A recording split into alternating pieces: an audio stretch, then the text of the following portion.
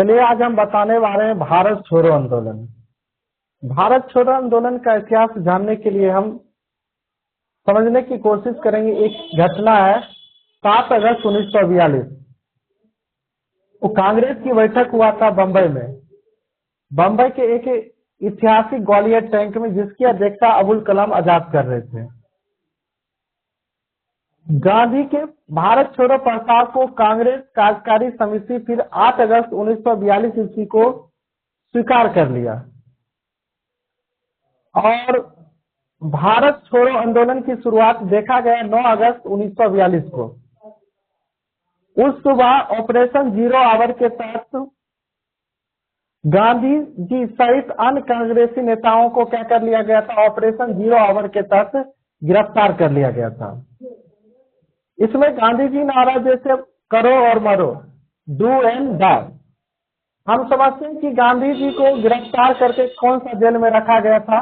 तो गांधी जी को पूना के आगा खान महल में कांग्रेस के अन्य जो कर्मचारी थे या अन्य सदस्य, उनको अहमदनगर के दुर्ग में रखा गया।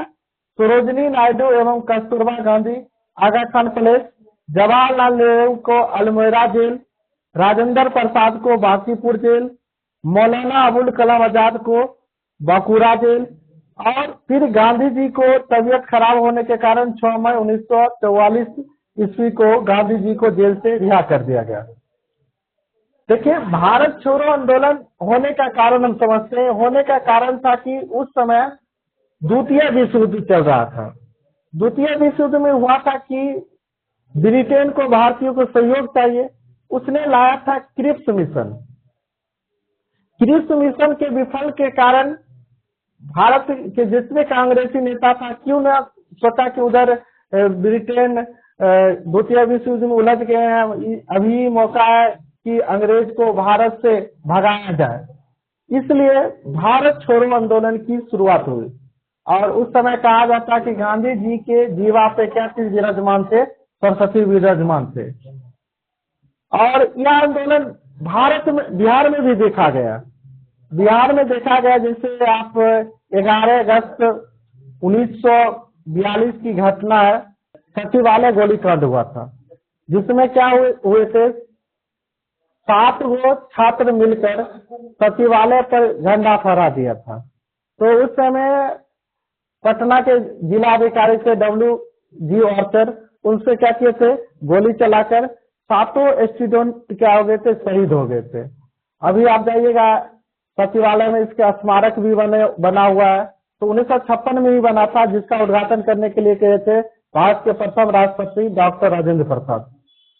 उसके बाद भारत छोड़ो आंदोलन के दौरान जयप्रकाश नारायण को बांकीपुर जेल में बंद कर दिया गया था। बांकीपुर जेल में बंद थे। तो भाग के जब ये आंदोलन शुरू हुआ था, जयप्रकाश नारायण जेल से भाग गए थे।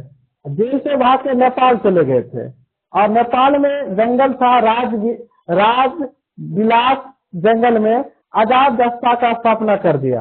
आजाद दस्ता में अपनाया गया था छापामार पद्धति।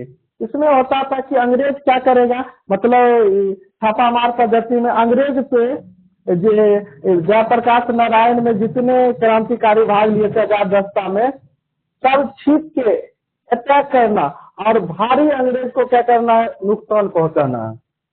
और उसका परीक्षण दे रहे थे सरदार नित्यानंद सिंह और रेडियो का संचालन भी कर रहे थे राम मनोहर लोहिया।